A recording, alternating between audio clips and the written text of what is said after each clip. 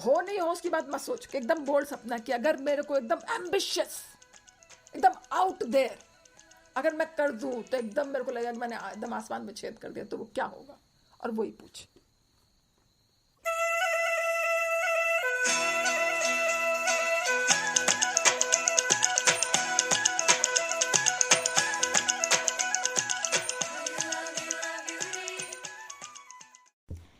आप सभी सपने वालियों और सपने वालों का इस कार्यक्रम में स्वागत है।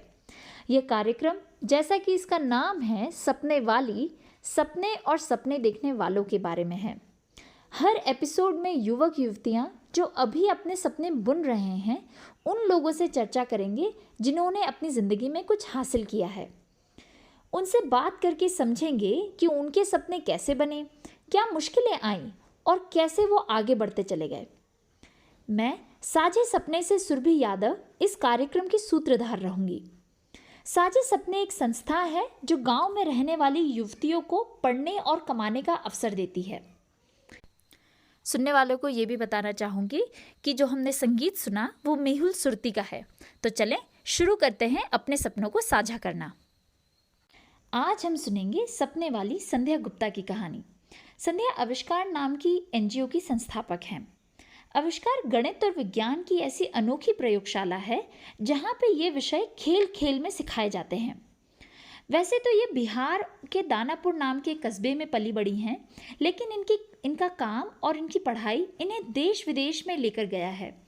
यह अपने जगह की पहली लड़की थी जिन्होंने साइकिल चलाई, इंजीनियरिंग की, अमेरिका भी चली गई और वहाँ जाकर PhD करके 10 साल तक साइंटिस्ट बनकर काम किया।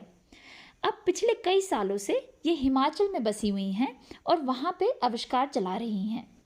इनसे बातचीत करेंगी सपने वाली बबली। बबली चंबा के ढुकार गांव से है। खुशमिजाज बबली भी संध्या की तरह अपने परिवार से काफ़ी अलग रास्ता चुनकर आगे बढ़ रही हैं। इन्होंने मेडिकल में BSc किया है और अब पिछले 1 साल से आविष्कार में फेलो बनकर काम कर रही हैं। इस काम के तहत ये हिमाचल प्रदेश के सरकारी स्कूल्स के बच्चों और टीचर्स को गणित और विज्ञान की मज़ेदार दुनिया में ले जाकर उसे और रुचिकर बनाती हैं। तो चलते हैं संध्या के सपनों के सफ़र पे बबली के साथ। Thank you so much Surabhi. तो अब आप बबली की आवाज़ सुन रहे हैं, तो मैं बहुत एक्साइटेड हूँ संध्या मैम से बात करने के लिए। और संध्या मैम जो आविष्कार चलाती है, आविष्कार की संस्थापक है और मैं आविष्कार में फेलो हूँ। मैं पिछले 1 साल से उनको जानती हूँ और उनके बारे में काफ़ी हद तक जानती हूँ, लेकिन इनके लाइफ की जितनी भी मैंने जर्नी के बारे में सुना है, तो ये मेरी इंस्पिरेशन है। तो मुझे और भी इनके बारे में बहुत कुछ जानना है और भी मेरे मन में बहुत सवाल हैं बहुत दिनों से। तो सबसे पहले हम उनके बचपन पे चलते हैं। जैसे कि मुझे पता है आप बिहार से हैं, इंडिया का एक ऐसा स्टेट जहाँ पे आज भी लड़कियों पर पाबंदी है, लड़कियों को आज भी इतनी फ्रीडम नहीं है। और आपने उस समय में अपनी स्टडी पूरी की जब मतलब लड़कियों का बाहर निकलना भी अलाउड नहीं था। तो मैं आपसे जानना चाहती हूँ कि उस समय आपने अपनी स्टडी कैसे पूरी की और आपके आसपास का माहौल कैसा रहा। तो मुझे आपसे ये जानना है। सुनने वालों को मेरा नमस्कार। धन्यवाद बबली। किस्मत बहुत अच्छी है कि बबली हमारे साथ काम करती है। बबली को बच्चों को पढ़ाना बहुत पसंद है और बहुत ही प्यार से पढ़ाती है। तो बबली, आपका जो सवाल है मेरे बचपन के बारे में है, तो मैं ये बोलना चाहूँगी कि जब मुश्किल थी या नहीं थी मुझे पता नहीं, क्योंकि उस वक्त तो बस कुछ करने की होड़ थी ना। मुझे बचपन में मुझे ये मालूम था कि मुझे मैथ बहुत पसंद है और मुझे को खूब पैसे कमाने हैं। 2 चीज़ें पता थी। और मेरी हिम्मत जो है वो मेरी माँ से आती थी। हम लोग 4 बहनें हैं, तो बहनों को तो, लड़कियों को तो बहुत नीचे नज़र से देखा जाता है। उनको नहीं लगता है कि वो कुछ कर पाएंगी। तो उनका जनरली हमारे समाज में ऐसा होता था, अभी भी होता है कि लड़कियां पढ़ती हैं ताकि शादी हो जाए और लड़के पढ़ते हैं ताकि नौकरी कर सकें, है ना। तो मैं चाहती थी कि मैं लड़की रहूं, लड़की होकर अच्छा करूं और खूब पैसे कमाऊं। और मुझे मैथ्स पसंद था, तो मुझे मालूम था मैथ वन पढ़ के इंजीनियरिंग की जा सकती है और इंजीनियरिंग में बहुत पैसे हैं। तो मुश्किलें आई होंगी, आई भी, जैसे कि मैं साइकिल चलाना चाहती थी क्योंकि मैं स्कूल जा सकूँ साइकिल से, मेरा बड़ा मन था, और लड़कियां साइकिल नहीं चलाती थी। तो मैंने खूब हिसाब लगाया और कहा कि नहीं, साइकिल खरीदेंगे और मेरा 6 महीने में पूरे पैसे वसूल हो जाएंगे रिक्शे वाले के।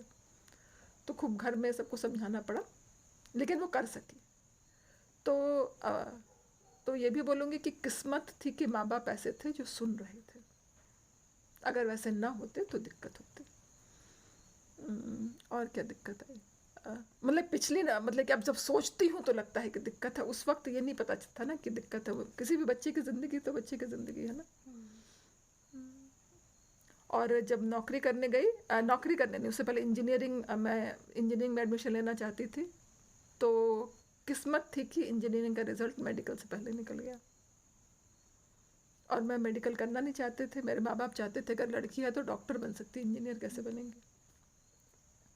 तो ऐसी कुछ दिक्कतें आई, लेकिन उस वक्त दिक्कत नहीं लगती थी। उस वक्त बस लगता था कि यही रास्ता लेकर आगे चलना है, और चलती चली गई। ये आपके सवाल का जवाब यही पूछ रहे थे? जी। तो आपने बोला कि मुझे कुछ करने की होड़ थी, तो ये होड़ आप में कैसे आई? आपके आसपास का माहौल कैसा था? और जितना मैंने बिहार के बारे में सुना है, तो लड़कियां आज भी वहाँ पे पढ़ नहीं पाती है। तो आप तब उस समय पढ़ पाई, तो ये होड़ कैसे आई आप में? मुझे लगता था पैसे कमाने का मतलब होता है आज़ादी। तो जब अपने पैसे होते हैं ना, तो डिसीजन भी अपने ले सकते हो। तो ये दिमाग में इक्वेशन था एक तरह का। तो मुझे मालूम था अगर कुछ करूँगी, अगर पैसे कमा लूँगी, और पैसे कमाने के लिए ऐसी डिग्री होनी चाहिए जिससे नौकरी मिल सके। तो ये हमेशा करना चाहती थी। आसपास का माहौल, ऐसी कोई लड़की एटलीस्ट मुझे तो नहीं याद है उस वक्त थी।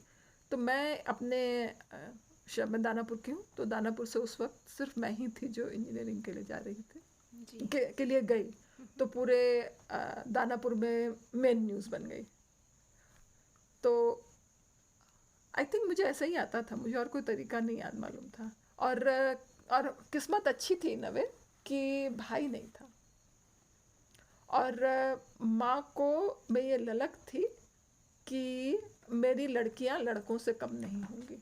तो उनका जो वो एम्बिशन बोल सकते हो, या उनका जो वो सोचने का तरीका था, उस सब ने हमें बहुत मदद किया। अगर वो वैसा नहीं सोच रही होती और वो उनमें उतना जोश ना होता अपनी बेटियों के लिए, तो शायद हमारी दिक्कत और बढ़ गई होती।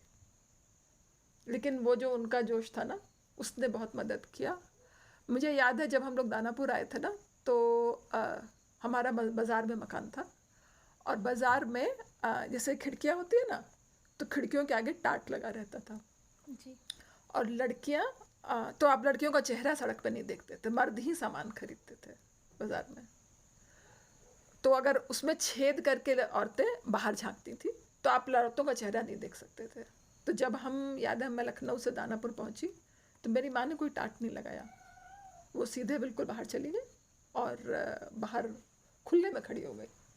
तो लोग छेद कर करके पूछते थे कहाँ से आई हो, और वो औरतों की आवाज़ सुनाई देने लगी। और उसके बाद मुझे अभी भी याद है जब मैं साइकिल चलाने के लिए पहली बार गई ना, तो मेरी माँ ने सिर्फ मुझे इतना बोला था, सड़क पे साइकिल चलाते हुए जाएगी, पीछे पलट के मत देखना। और उस दिन मुझे लगा कि सड़क पे भीड़ क्यों इतनी ज़्यादा है। तो बाद में पता चला कि हर एक इंसान जो था अपनी दुकान छोड़ के बाहर सड़क पे आ गया था, ये देखने के लिए कि एक लड़की साइकिल चला रही है। तो ऑफकोर्स मुझे लग रहा था कि भीड़ ज़्यादा है। तो बाकी लड़कियों के लिए चीज़ें अलग थीं और मेरे लिए अलग थीं। लेकिन होता ना, माँ बाप जब बच्चों को बड़ा करते हैं ना, तो कुछ माँ बाप ऐसे होते हैं ना, सब नहीं होते हैं ऐसे, मुझे लगता है। वो मुझे बाद में समझ में आया। मेरे माँ बाप को लगता था ना कि उन्होंने मुझे ऐसा एहसास करा दिया था कि मेरे पास कुछ स्पेशल पावर है, मैं जो चाहूँ वो मैं कर पाऊँगी। तो मुझे ये नहीं लगता था कि ये मैं कोशिश कर रही हूँ और ये नहीं होगा। बस मुझे लगता था कि मैं अगर बहुत कोशिश करूँगी तो हो जाएगा। तो मेरे दिमाग में कभी आया ही नहीं कि ये संभव नहीं है। जो मुझे बाद में समझ में आया, कुछ चीज़ें संभव नहीं होती हैं, लेकिन उस वक्त ये नहीं समझ में आया। और आई थिंक वो मेरे लिए ना बहुत फ़ायदेमंद रहा। अब लगता है ऐसा, क्योंकि कभी लगा ही नहीं कि ये नहीं हो सकता। मुझे लगता है बस मेहनत करोगे हो जाएगा। हाँ, लड़की हो तो शायद कुछ ज़्यादा प्रूफ करना पड़े, वो पता था क्योंकि वो बार बार दिखता था, लेकिन और कुछ नहीं लगता था। तो मेरी किस्मत अच्छी थी कि मुझे वैसे माँ बाप मिले। जी, तो मेरा अगला सवाल है कि आप अमेरिका भी अपनी पढ़ाई करने के लिए गई, तो इस पे मैं सबसे पहले अपने बारे में बताती हूँ। तो मैं आपकी संस्था से ही दिल्ली गई थी, बिहार गई थी पिछले साल। तो जब मैं दिल्ली गई, पहली बार हिमाचल से मैं बाहर गई थी, तो मेरे लिए वो बहुत डरावना था क्योंकि मैं दिल्ली में गई और जैसे मैं बस से उतरी, इतनी गर्मी और इतने भीड़ भाड़ देख के मतलब मैंने सोच लिया था कि मैं यहाँ से जिंदा तो जाऊंगी नहीं और मतलब इतना डरावना था वो मेरे लिए। तो मैंने उस पर ब्लॉग भी लिखा है। तो मेरा आपसे सवाल है कि आप तो इंडिया से बाहर और एक अकेली लड़की, मेरे साथ तो 2-3 और लोग थे, फिर भी मैं इतनी डरी हुई। और आज के ज़माने में आप उस समय और आपको अमेरिका जाने में और अकेले, तो डर नहीं लगा कभी? एक्चुअली उसको सोचने का मौका नहीं मिला तो जब आपको भेजा था ना, तो हमें मालूम था कि आपको डर लगेगा। इससे पहले जब रीता को भेजा था ना, याद है रीता को? रीता ने तो उसको हमने भेजा था पंचगनी, और वो कभी हवाई जहाज में चढ़ी नहीं थी। तो उस वक्त हमें डर लग रहा था क्योंकि उसकी रात वाली फ्लाइट थी। तो लेकिन हमने किसी ने ऐसा प्रिटेंड, मतलब हमने तो सबने ऐसे किया ना जैसे कि हमको तो पता ही नहीं कि तुमको डर लग रहा है क्योंकि आप सब डरे हुए थे।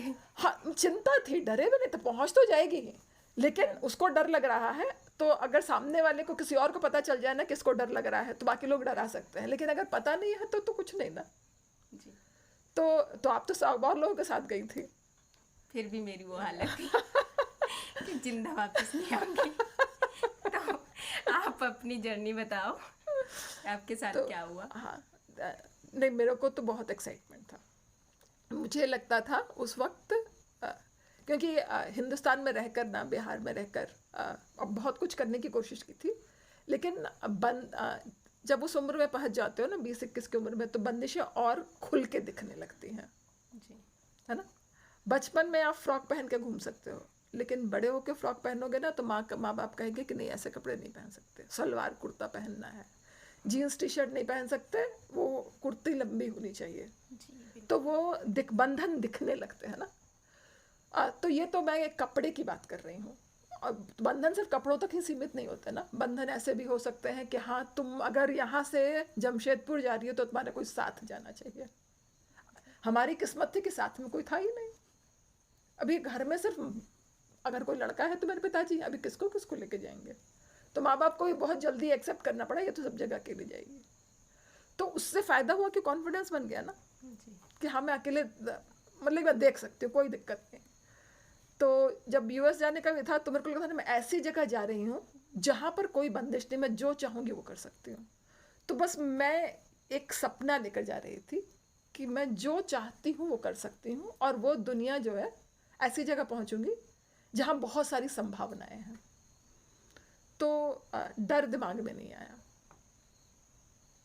ठीक है, तो आपने बोला सपना लेकर जा रही थी, तो ये सपना कैसे बना? जैसे आपके बिहार का माहौल था कि लड़कियों को अंदर रहना है, बाहर नहीं जाना है, तो आपका कुछ वैसा बनना चाहिए। जैसे हमारा होता है कि जैसा माहौल है हम उसी में ढल जाते हैं, तो आपका ऐसा नहीं था। आपका एक ऐसी लड़की थी जो पढ़ी और यूएस गई, तो ये सपना कैसे बना आपका?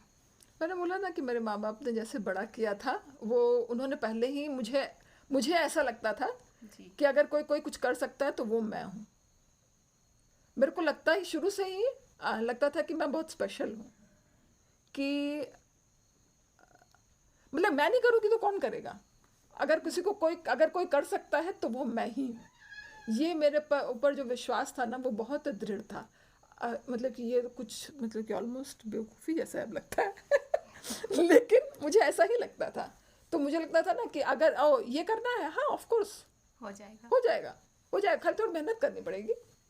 बाहर जाना है, हाँ हो जाएगा। इंजीनियरिंग बनना है, हाँ हो जाएगा। लोग मना करेंगे, लेकिन उनका वही काम है। जैसे कि जब मैं माँ हूँ, मेरी बेटी बोलेगी कहीं जाना है, तो मेरा काम है डरना। क्या करूँ, मेरे को चिंता होने लगेगी। लेकिन अभी मेरी फितरत है, चिंता करना तो करो, लेकिन मेरी बेटी को उसे रुक जाना चाहिए क्या? नहीं करना चाहिए। तो वैसे ही मेरे माँ बाप है, समाज है, सब लोग ऐसे ही करेंगे ना।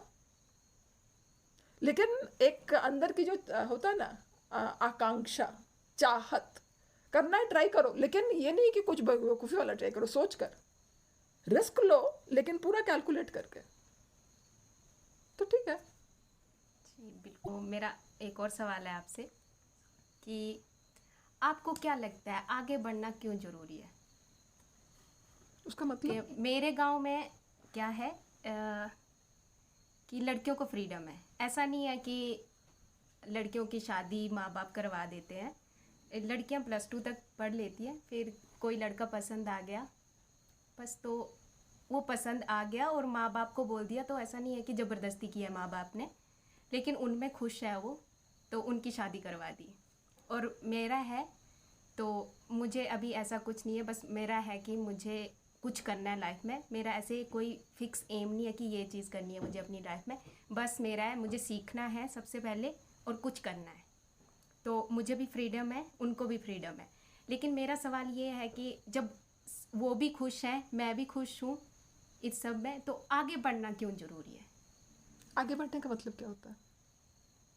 आगे बढ़ने का मतलब हम कुछ कर लें अपनी लाइफ में, क्यों करना ज़रूरी है कि अपने सपनों को पूरा करें जब हम पहले भी खुश हैं कि शादी हो रही है, वो उसमें भी खुश है।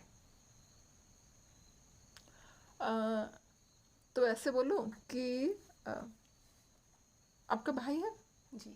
क्या करता है? अभी वो पढ़ाई करता है हम्म, और अभी तो घर में है वो, लॉकडाउन में। अच्छा। अभी तो कुछ नहीं करता। आपसे बड़ा है, छोटा है? छोटा है मुझसे। छोटा है। वो क्या करना चाहता है? वो भी शादी करना चाहता है और उसको भी फ्रीडम है, शादी करना चाहता है तो शादी कर।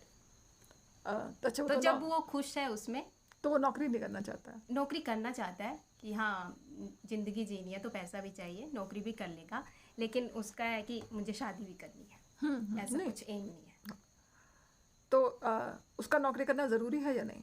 बिल्कुल ज़रूरी है आगे की ज़िंदगी के लिए। और आपकी बहनों के लिए नौकरी करना ज़रूरी है कि नहीं?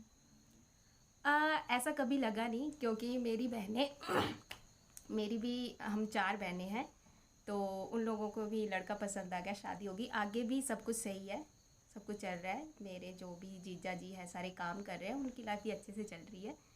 तो फिर मेरा ये सवाल है कि आगे बढ़ना क्यों जरूरी है? तो हम शादी कर लेना। हाँ। जब शादी में खुश हैं तो शादी करना कोई बुरी बात नहीं, करो शादी, अच्छी बात है। एक जीवन साथी मिल जाएगा अपने सुख दुख बांटने के, तो अच्छी चीज़ है। लेकिन ऐसा क्यों है कि आपके भाई का नौकरी करना ज़रूरी है और आप लोग बहनों का नहीं? हाँ मतलब दूसरों पे डिपेंड ना रहे हम। नहीं, आपको क्या लगता है भाई का नौकरी करना ज़रूरी है, बहनों का नहीं? नहीं, ऐसा नहीं कि ज़रूरी नहीं है, मैंने ऐसा नहीं बोला। लेकिन मेरा ऐसा ये सवाल है कि अगर वो खुश है। खुश की बात नहीं कर रही मैं। हाँ। हमारे समाज में हमारे भाइयों को नौकरी करना ज़रूरी है, लेकिन बहनों का नहीं, ऐसा क्यों? ऐसी डिमांड भाइयों के साथ क्यों है, बहनों के साथ क्यों नहीं है? क्यों नहीं है इतना तो मुझे पता नहीं, लेकिन पीछे से रीति रिवाज आते जा रहे हैं कि लड़कों को काम करना है, लड़कियों को नहीं करना है, लड़कियों को घर संभालना है। तो बस ऐसा है, तो ऐसा ही चलता आ रहा है, हम तो रीति रिवाजों को मान रहे हैं। तो जो पैसे कमा के लाता है, तो फिर जब घर के बड़े बड़े डिसीजन होते हैं कि फ्रिज खरीदना है या कुछ खरीदना है, तो कौन डिसाइड करता है? जो कमाता है वो। बिल्कुल। तो उस डिसीजन का अधिकार किसको किसको होना चाहिए? सबको होना चाहिए। सबको होना चाहिए। और वो कैसे मिलेगा? कमा के, आगे बढ़ के। तो फिर हर एक परिवार में सपना क्या होना चाहिए अपने बच्चों के लिए? सबको आगे बढ़ना है और सबको फ्रीडम होनी चाहिए आगे बढ़ने की। सबको पैसे पर अधिकार होना चाहिए ना, और वो अधिकार तभी आएगा जब कमाओगे। इसलिए मुझे लगता है कि आज़ादी तब आती है जब पैसा हो, जब खुद से कमा पाओ, क्योंकि तभी उसकी पैसे की इज्जत भी समझोगे और पैसे पर अधिकार भी होगा, वरना दब जाना पड़ेगा। तो लोग आपकी इज्जत करेंगे। हाँ, क्योंकि आप खुद से पैसे कमा सकते हो, आप सेल्फ डिपेंडेंट हो। पैसा तो एक तरीका है ना, पैसा कमाना जरूर, मतलब कि कमाई ज़रूरी है, कमाओ कितना भी, लेकिन कमाई ज़रूरी है, रिस्पॉन्सिबल हो उस चीज़ के लिए। नहीं तो आप बोलोगे मेरे को ये चाहिए, मेरे को वो चाहिए, लेकिन उसके लिए क्या किया? दूसरों के आगे हाथ जोड़ने हाँ, पड़े।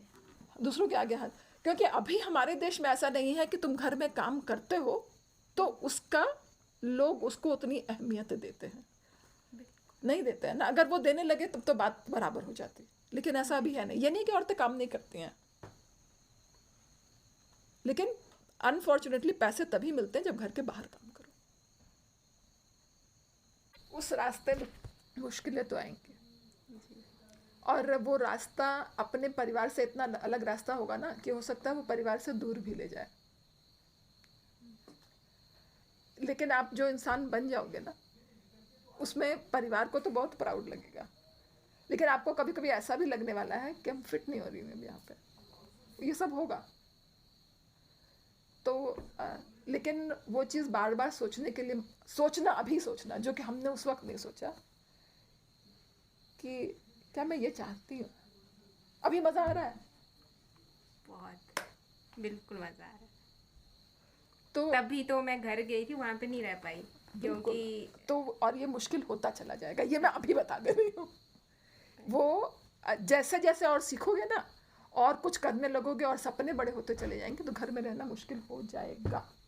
अभी होता है वो। हाँ, अभी होता मैं है, और जाती भी हूँ, मैं बढ़ेगा। सोचती हूँ कि 10-20 दिन के लिए कम से कम जाऊंगी, लेकिन एक हफ्ता हो जाता है तो मुझे लगता है अब कुछ इतना मैं फ्री कैसे हो सकती हूँ, मुझे कुछ करना है करना है करना है, तो मैं नहीं रह पाई घर पे।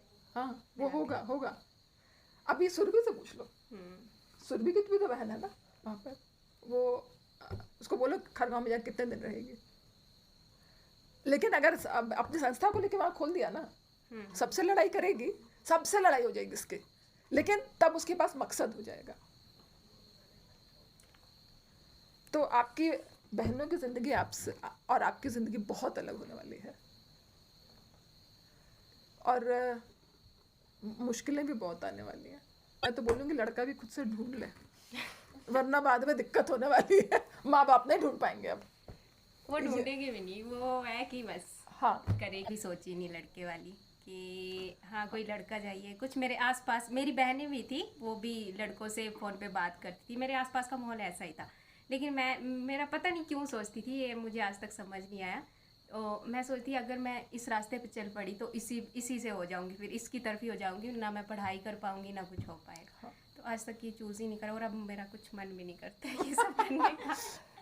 तो जब मैं बड़ी हो रही थी ना कॉलेज में भी, ये नहीं कि लड़के आसपास नहीं घूमते, हाँ, घूमते तो है ही, लेकिन मेरे को भी आप जैसे आप बोल रहे हो ना, बिल्कुल मेरे को मालूम था कि आज़ादी सबसे पहले, और आज़ादी मुझे लगता था कैसे आएगी जब मैं मेरे पॉकेट में पैसे होने चाहिए। वो कोई कैसी आज़ादी बोल जाए, जब तक पॉकेट में पैसे नहीं आज़ादी नहीं आने वाली। कोई देता थोड़ी ना, वो तो लेनी होती है। तो ये वाली चीज़ का ख्याल रखना। तो जब एक बार आज़ादी हो जाती है ना, उसके बाद जब लड़कों को भी पटाना शुरू करते हो ना, या फिर आपको ये लड़का पसंद आया या मुझे लड़का क्या करेगा भाई, उसको मालूम है बराबरी वाली है, वो डिनर के लिए पैसे नहीं मांग रही, वो अपना पैसा दे सकती है, तेरा भी दे सकती है, बराबरी में डेट करने को तैयार हो तो कर। तेरा सपना क्या बनने का? क्या? मैं कुछ बनना चाहती हूँ लाइफ में, बहुत हाँ, बड़ा कुछ मैं भी कमाना चाहती हूँ कि हाँ, मैं हाँ, खुश रह सकूँ। तो कहीं भी जाएगी खुश रहेगी, तेरे उसकी चिंता नहीं करनी। इधर तो एटीट्यूड है खुश रहना। नहीं, तेरा एटीट्यूड है खुश रहना। तो वो तो भूल जा। अब तू बता करियर वाइज कि अगर मैं तेरे को आंख बंद करके पूछूं कि आज से 5 साल बाद तू क्या करते हुए दिखनी चाहिए, तो वो तू बता। मैं आपकी तरह लोगों को भाषण करती हूँ बस बोल तो। ऐसा। हाँ, तो क्या बोलता? हाँ, और लोगों को भाषण मतलब कौन से लोग होंगे वो? जो मतलब कुछ कर नहीं पाते हैं, जैसे आप हिमाचल के बच्चों के लिए स्कूल के लिए कुछ करते हैं, आपने एनजीओ खोल रखा है, तो तो ऐसे अपनी लोग एनजीओ खोलना चाहती है, या, बोल। हाँ, तो ये बोल, सवाल पूछ, अपने सपने बिल्कुल सामने रखना। ठीक है, अच्छी हम सी तो अपना कन्वर्सेशन बोल्ड थी। सपना, तेरे को हो नहीं हो उसकी बात मत सोच, कि एकदम बोल्ड सपना कि अगर मेरे को एकदम एम्बिशियस, एकदम आउट देयर अगर मैं कर दूं तो एकदम मेरे को लगेगा कि मैंने एकदम आसमान में छेद कर दिया, तो वो क्या होगा, और वही पूछ, क्योंकि तू वो कर सकती है। तेरे को भले नहीं लगता होगा, लेकिन मेरे को तेरे पर विश्वास है, तू कर सकती है। अब मैं बिल्कुल वो होगी कि इतना बड़ा कुछ बोल दिया। हाँ हाँ, बोल। तो मेरा अपने करियर के लिए एक सवाल है आपसे। तो आप अभी आप इंजीनियर रही हैं, पीएचडी आपने की है, अभी आपने 2 संस्थाएं चलाई और आपने एक संस्था खोल ली है अपनी, आविष्कार, जिसकी आप संस्थापक हैं। तो आपके बहुत बड़े बड़े सपने रहे और आपने अपने सपनों को भी पूरा किया। तो मेरा भी एक ऐसा ही सपना है, जो कि मेरा सपना आपको देख के बना है, कि अगर मैं भी लाइफ में एनजीओ खोलूँ अपनी, तो उसके लिए मुझे अपने कैरियर के लिए आप कुछ एडवाइस दोगे कि मुझे क्या करना चाहिए? तो मैं ऐसी बात बोलूँगी ना कि तेरे को विश्वास नहीं होगा, लेकिन फिर भी बोलती हूँ। मेहनत पूरी, आ, जो आप खुद अब बहुत करते हो, पैशन मतलब अपना होता है, इच्छा शक्ति पूरी, वो पूरी है आपके पास, वो चीज़ है, आप ऑलरेडी करते हो। अब बस तीसरी चीज़ है एक विश्वास, एक विश्वास कि मैं पहाड़ की ऊंचाई से कूदूंगी और मेरे पंख निकल आएंगे, क्योंकि पंख सच में निकल आते हैं। तो बस ये हम सबको मिलकर ये करना है कि आपको ये विश्वास दिला दें कि आप कर सकती हो। आपके साथ ऑलरेडी आप ये जो साझे सपने का पहला इंटरव्यू ले रही हो, आप सुरभि को ये काम करते हुए दिख रही हो। वो भी लुढ़केगी, खड़ी होगी, सब कुछ होगा, और चोट तो लगेगी ही लगेगी, तो लगने दो चोट, चोट से नहीं डरना है, बस करते चले जाना है। तो ऐसा सोचा है ना, तो अभी से करना शुरू कर दे, क्योंकि आपकी किस्मत है कि आप सुरभि के साथ हो और आप उसको वो करते हुए देख रही हो, और अभी आप सीख रही हो ताकि वो कर सको।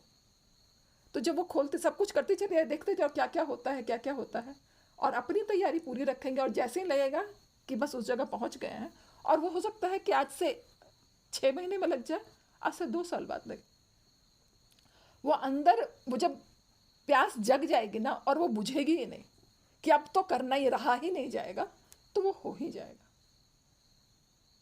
तो जो कर रहे हो बस करते चलो, रुको नहीं, देखो कि और कहाँ कहाँ मुझे अपॉर्चुनिटी मिल रही है, क्योंकि आप अपने लिए अकेले सपने देख रहे हो, हम सब आपके लिए सपने देख रहे हैं।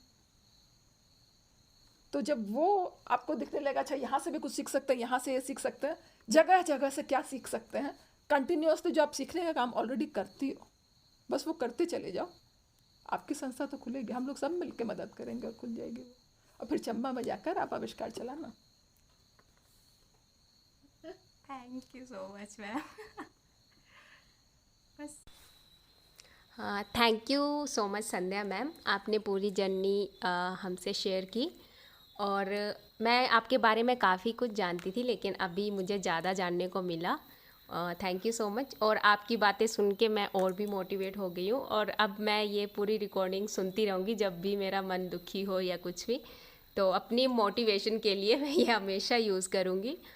थैंक यू सो मच, और मैं धन्यवाद करती हूँ ये साझे सपने कि हमें ये मौका मिला कि मैं अपने जो भी मेरे यहाँ पे मैं काम करती हूँ और अपनी संस्थापक का मैं इंटरव्यू ले रही हूँ, तो ये भी ज़िंदगी में मेरी पहली बार हो रहा है। तो अब कभी आगे भी किसी का इंटरव्यू लेना हो या मुझे देना हो, तो आई थिंक इतना मुझे डर नहीं लगेगा, क्योंकि मैं खुद अपनी बॉस का इंटरव्यू ले रही हूँ। तो थैंक यू सो मच। तो बबली, आज तुमसे बात करके बहुत मज़ा आया, तुमको एक अलग तरीके से जानने को मिला, और मुझे लगता है तुम्हारे साथ भी कुछ ऐसा ही हुआ हो। सुरभि, बहुत बहुत धन्यवाद ये सपने वाली पॉडकास्ट बनाने के लिए, और हमें ये मौका देने के लिए कि हम एक दूसरे को और अच्छी तरह जान सकें। संध्या और बबली की बातों ही बातों में पता भी नहीं चला कि सपने वाली का पहला एपिसोड ख़त्म भी होने को आ गया है। मुझे तो इन दोनों की बातें सुनकर दिल में काफ़ी सुकून मिला, उत्सुकता भी जागी और एक उम्मीद की और आशा की जो किरण है वो और गहरी होती चली गई। उम्मीद करती हूँ आपको भी कुछ ऐसा ही लगा होगा। अगर आप सपने वाली के पॉडकास्ट को अपनी कम्युनिटी, अपनी ऑर्गेनाइजेशन या अपने परिवार में अगर प्ले करना चाहें, शेयर करना चाहें या साझे सपने से किसी भी तरह जुड़ना चाहें तो प्लीज़ ईमेल करें। हमारा ईमेल आईडी है सूचना@saajhesapne.org। मैं स्पेलिंग भी बता देती हूँ। सूचना की स्पेलिंग है SOOCHNA@SAJHESAPNE.org। तो उम्मीद करती हूँ कि आपकी तरफ से कुछ फीडबैक आएगा, ईमेल्स आएंगे या सजेशंस आएंगे कि अगला आप क्या सुनना चाहते हैं। हम 2 हफ्ते बाद एक और एपिसोड लेके आएंगे जिसमें झुंझुनू की सविता कमला भसीन जी से बातें करेंगी कि रोज़मर्रा की ज़िंदगी के जो उतार चढ़ाव आते हैं उनसे कैसे डील करें पॉजिटिव माइंडसेट के साथ। तो चलिए, इसी के साथ मैं आपसे अलविदा लेती हूँ। मिलते हैं कुछ ही हफ्तों में। धन्यवाद।